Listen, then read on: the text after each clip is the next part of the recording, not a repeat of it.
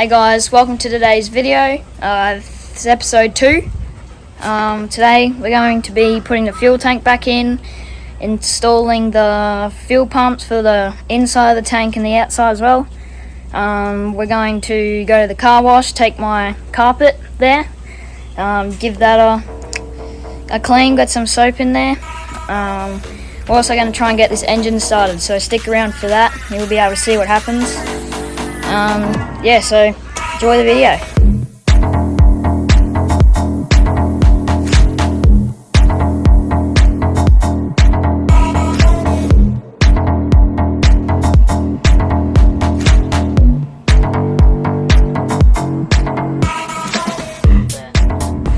Alright guys, so I've just finished painting the tank. Looks pretty good.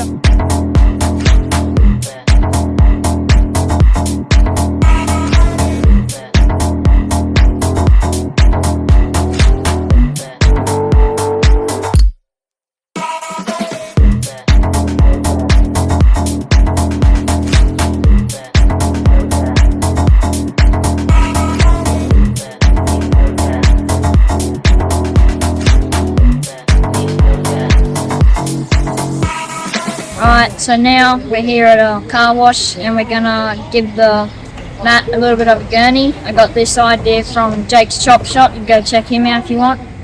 So yeah, I'll do a time lapse of that and I'll show you guys after.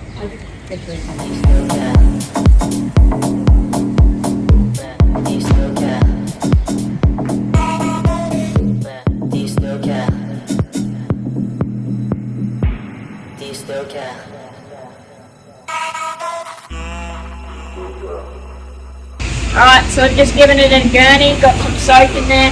Now we're just going to go take it home, give it another rinse and then hang it up to dry, and hopefully soon it starts to dry so we can put it back in the car.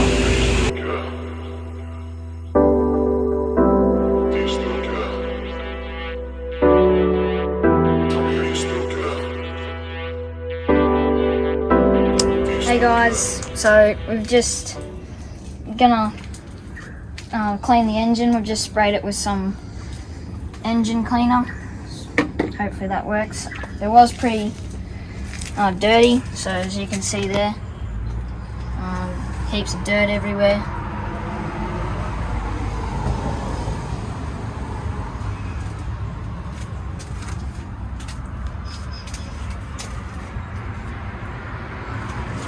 So after we let that set for about 10-15 minutes, we're going to give it a gurney and hopefully it's all nice and shiny when we finish.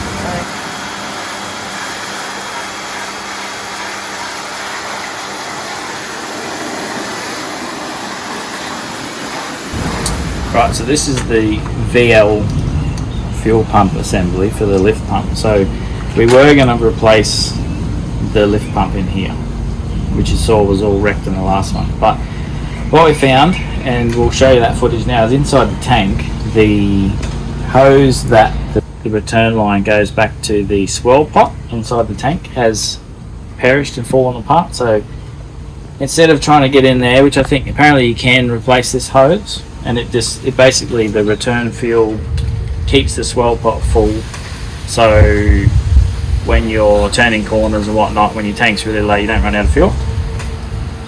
Ours is missing, so you can get in there and replace it, but you need a kid with really small arms or something like that, or some funky pliers and whatever. So what we did instead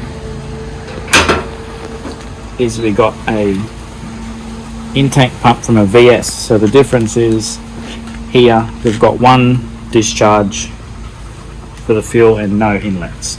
So this one does have a return. So there's two here. The fittings are exactly the same for the fuel gauge and the fuel pump. And what that does is, instead of the return from the fuel rail going here, we'll just redirect it to here. And then that will go back to the swirl pot and we don't have to worry about the line inside perishing again next time. So we'll give that a go. Don't know whether this worked, but then we don't know whether the other one worked either for the fuel level gauge. But this pump works, and then we've got the other high pressure pump to go on outside.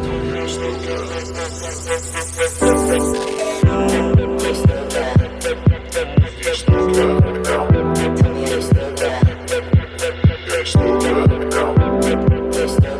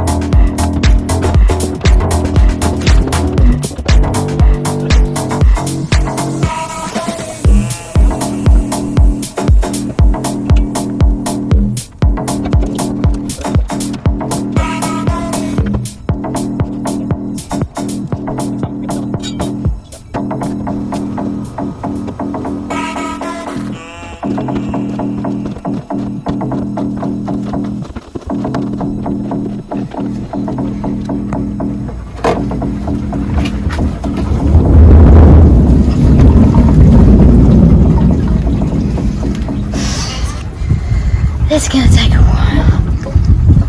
What'd you say? What? What'd you say?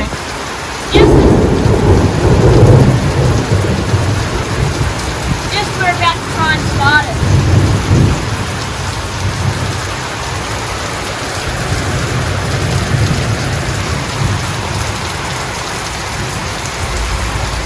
Alright, so we've just taken the hose off the fuel in the engine. And we're just going to see if the pump's working, so fuel probably spread out there, so let's see if that.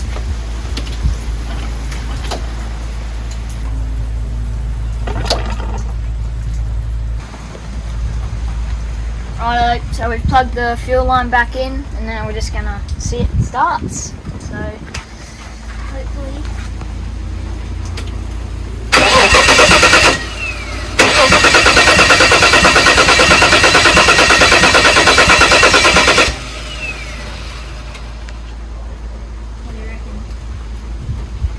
Try again.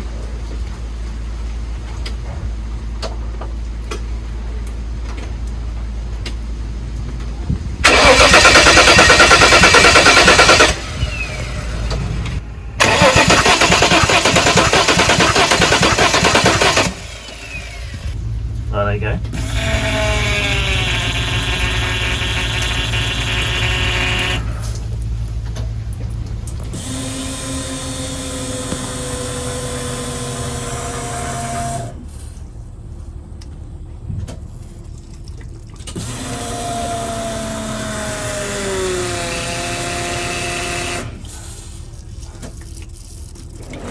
Alright, might stop it there for that one, guys. Make sure to like and subscribe. As you saw in that video, we didn't get the engine running, sadly, but we did get the internal and external pumps installed and got power to them, so that was good. Pretty much all the pipes around the fuel tank were all cracked and wrecked, so we have to replace them. We got the fuel tank back in. We got the spark plugs, they had sparks on them. We had fuel pressure in the engine, so that means the fuel was going through the pipes, through the car and into the engine, so that was good news. So yeah, so if you have any suggestions, please put them down in the comments, because we'd love to know. So yeah, hope you enjoyed.